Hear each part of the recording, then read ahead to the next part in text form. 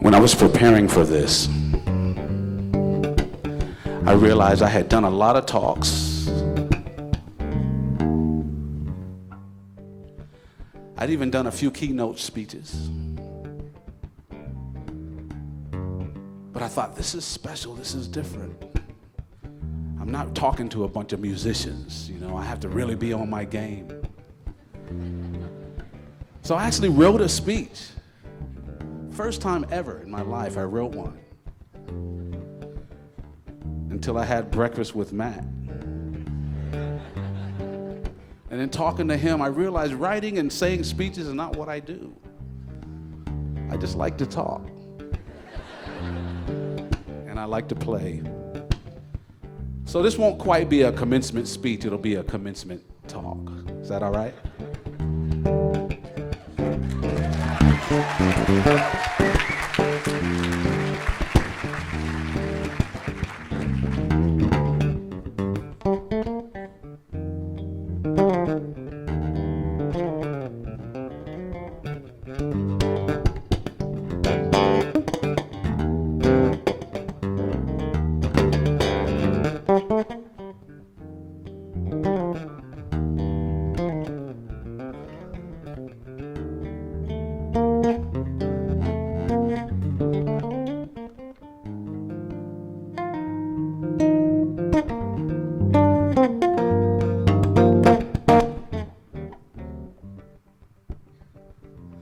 So as Matt said, I played music most of my whole life. I was born into it. And it's true, I've gotten a lot of awards. I've been praised.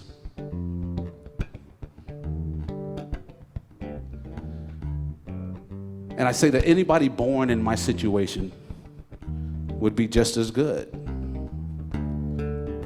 So I don't really look at that. I appreciate the fact that people love what I do, because I would do it anyway.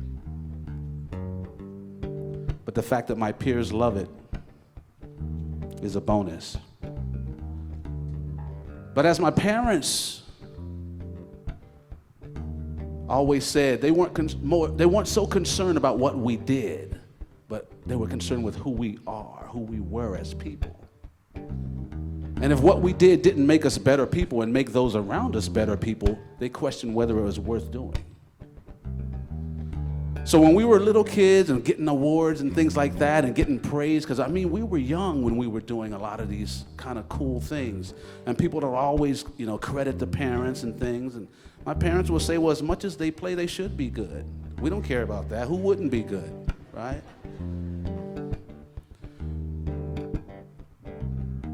But it's who they are as people is what we're concerned at. So I want to start with a quote that my mom would always say to us boys. They would ask the five of us, they would say, what does the world need with just another good musician? Mom would say, we have plenty. What the world needs is good people. So they would say, if we're going to spend all these hours in the practice room, all this time at school studying, don't stop doing it. Just make sure it's making you good people. So I'd ask you the same thing. What does the world need with just another Rubenstein graduate? There's been over 4,000, right? What the world needs is good people. What the world needs is you, right? When you were born, and everybody here kind of knows what it took to become born. I don't have to go through that, right? But if you realize we've already won the most amazing race we will ever win. The most amazing race we will ever enter into, we've already won it. So we're already born special. We're born winners. You have a fingerprint that's never been here on the planet. In the existence of the history of humankind, your fingerprint has never been here and will never be here again. That's special. Cool thing is no one can take that away from you. Your job is to improve on that specialness and present it to the world. Now, we present it to the world by what we do. But it always comes back to who you are, how you relate to people. Because when you leave here, believe it or not, the people more than likely you're going to associate with, some of them are sitting right next to you. So it's how they see you today might determine how they see you tomorrow.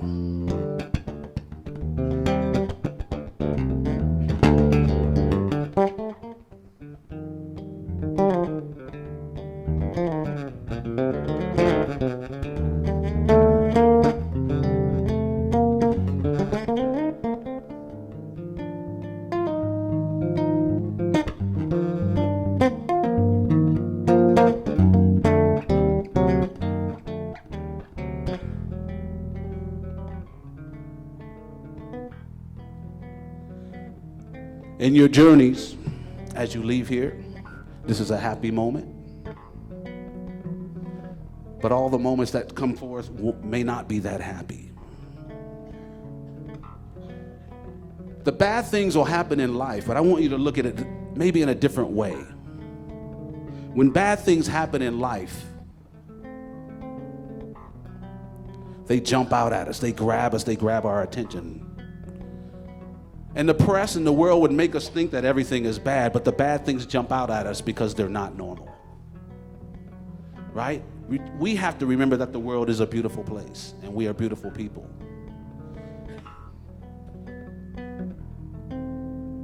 Because the bad things jump out at us, that is proof. It's kind of hard to do and play at the same time. But because the bad things jump out at us, you think about the news, right? Think about this. Let me put it this way. I just drove in from Boston last night, and I drove into Burlington. So just imagine, I'm going to make up a story. Imagine that 3 people cut me off as soon as I get into Burlington, right? What do? I do what everybody does. I curse the whole city. I say, none of these people in Burlington can drive, right? When it was only 3. Those 3 stand out because the thousands of others did it right. But we don't bless the ones that do it right. We forget about them because it's normal. So it may be up to us to remind the world of what it really is. And I love the fact that I get to speak to you because I'm usually speaking to musicians that know nothing about the outdoors. And to me, you guys are the liaison. You are like nature's voice. You are the ones that are speaking to us that don't listen, that don't hear nature. Maybe we'll listen to you, right? Many of us won't speak back to nature, but you will. So you're at that middle ground, and I appreciate and thank you for doing what you do. When I was younger, in the early 90s, I read a book by a man named Tom Brown Jr., and the book changed my life, changed my viewpoint, I would say. So I went to go take a class with Tom Brown. And I didn't know what this nature thing was about. At least I didn't think I did. And Tom Brown started talking about awareness, wide angle vision, and tracking. Tom was drawing tracks on the board, and he was showing me about the gates, and he was drawing these little circles. And in my mind, because I was thinking musical, I took these little tracks and put little stems on them, and in my mind, I made them into musical notes. And it made sense right away. And it was that time that I realized that for me, music and nature were the same thing. To me, nature, what you guys are doing is the bridge between all of lives. So back then, not long after that, a few years after that, I started running a musical camp where we combine music and nature. And it literally is changing people's lives. Literally is changing people's lives. And I'm saying that not to talk about me, but to say that that's what your world is. You get to change people's lives in a good way.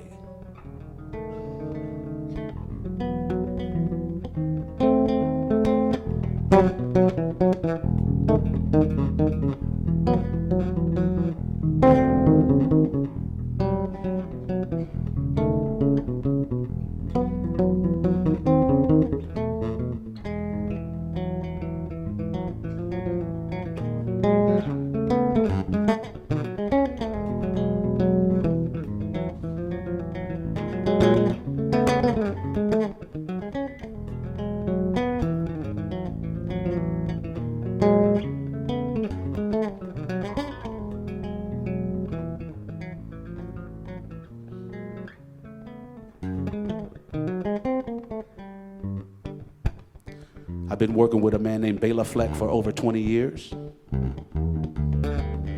I learned a lot about leadership from him. I always felt that music is a good way to address the world's issues. To be in a band, the best bands I've ever played in, all the instruments were different. And we don't curse those differences, we bless them. That's why I think the whole world should learn to play music. Then we might understand that differences are a blessing, not a curse. Bela Fleck always said that he was a leader among equals. Even though the band had his name in it twice, he still treated us as equals. Whenever he would bring a new song to the table, he would never tell us what to play. He would just play his part and allow us to hear the song fresh. Bela recognized that I would probably come up with a better bass part than him. I've never written a banjo part for him. So he would let me hear the song and come up with my own part. And as simple as that was, I realized that's the way to lead. He led in a way that brought out the best in us. If he had just told us what to play, he would have gotten his idea across. But I wouldn't have grown from it as much. So as you guys go out and become world leaders, which many of you will, lead in a way that brings out the best in people. And be a leader among equals.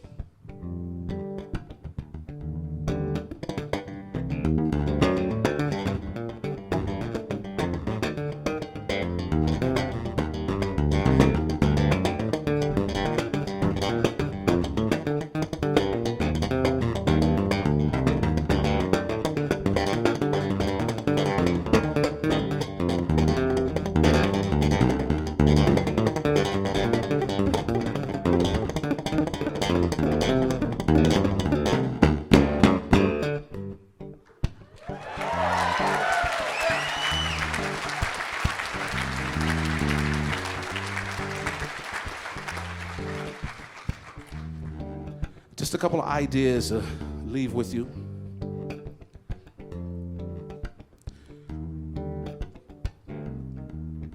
You're going to need a lot of guts to get out there and do what you do.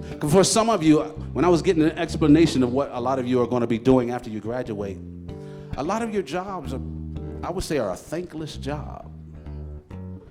You won't get the awards that I've gotten for just plucking on some strings, right? But I hope you're like me and not do your job for awards, but to do it because it's right. Because it's what the world needs.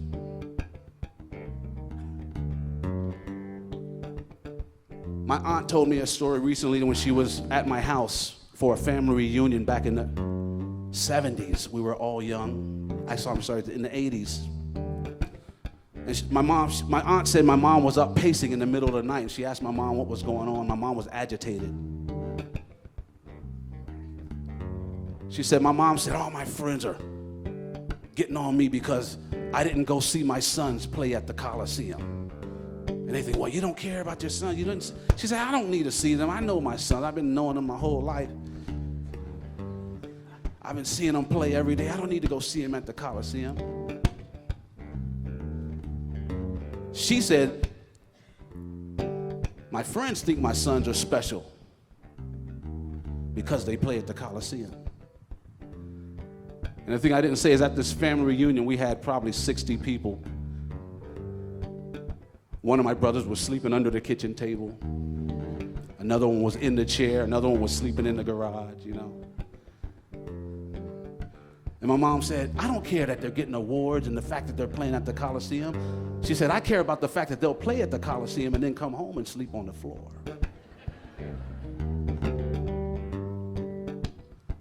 And if my mom were here right now, she'd say, that's what I'm talking about. It's who you are as people. And you bring who you are to what you do.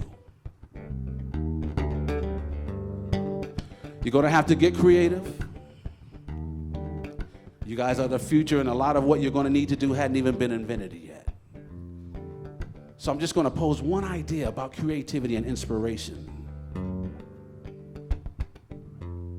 A lot of times when you get inspired, you get creative, you feel a certain way. It's like being happy. There's a tingle. For me, my body starts to tingle. I say the next time it happens, you feel creative. Maybe like today. Remember this feeling. Put it in a data bank somewhere and remember what it feels like. It's one of the things I have learned to do. Through a lot of training with people like Matt and my other nature friends. I've learned the creative process, the inspiration process in reverse. When I need an idea, I create the feeling. I remember what inspiration feels like. And I can create the feeling and the inspiration arrives, it shows up. So practice it. It might work.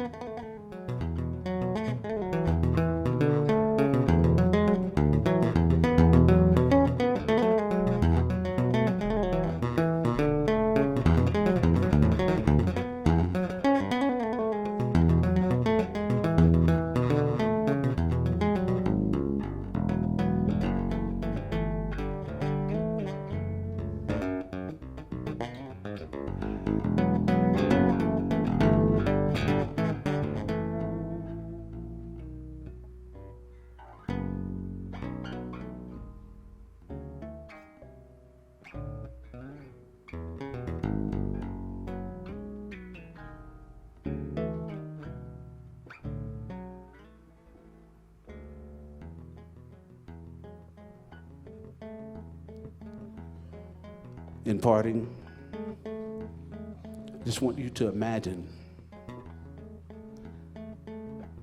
that as a graduation gift, each of you was awarded $36,525.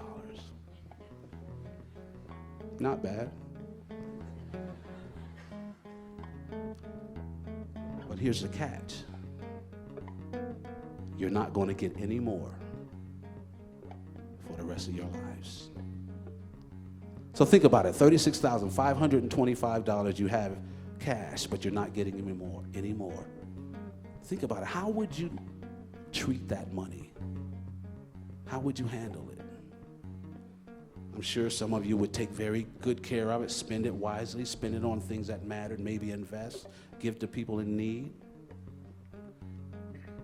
$36,525. Well, if you live to be 100,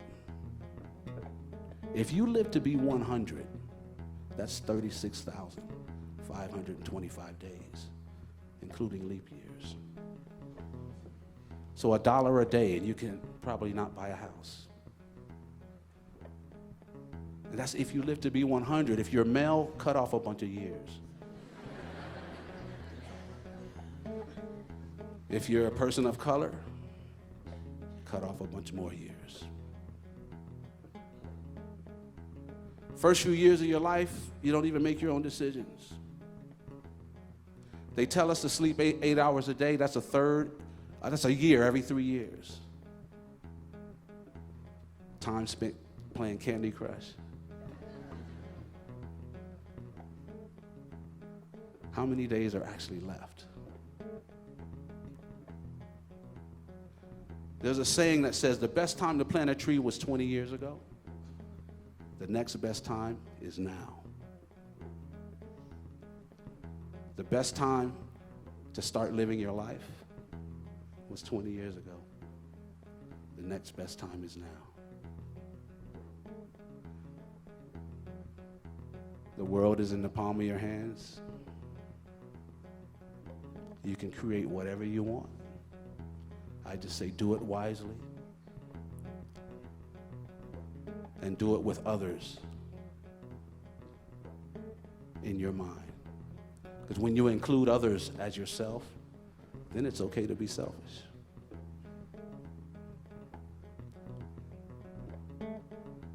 My name is Victor Wooten, and I congratulate you guys. And I thank you in advance for all the beautiful work you're going to do.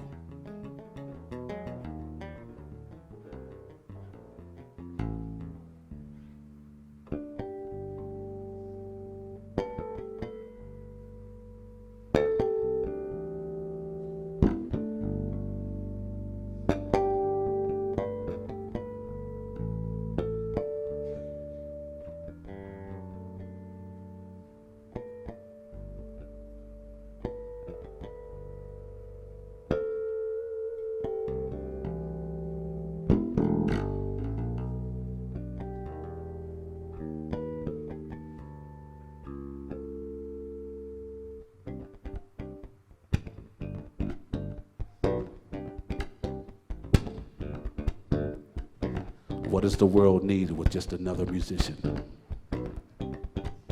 What the world needs is good people. Thank you, Mom.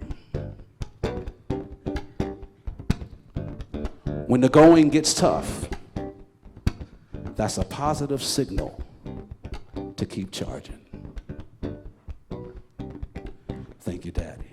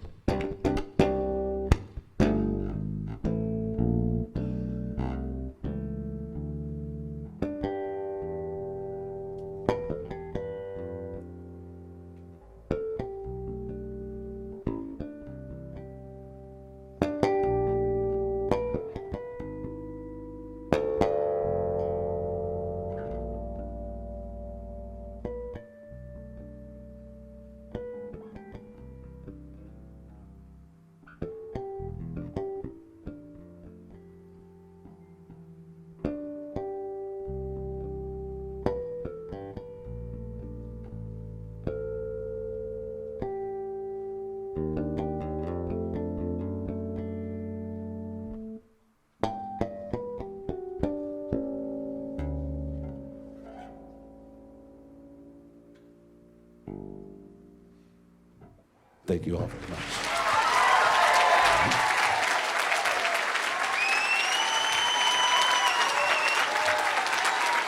Thank you all. Y'all are graduates. I love you. Thank you very much.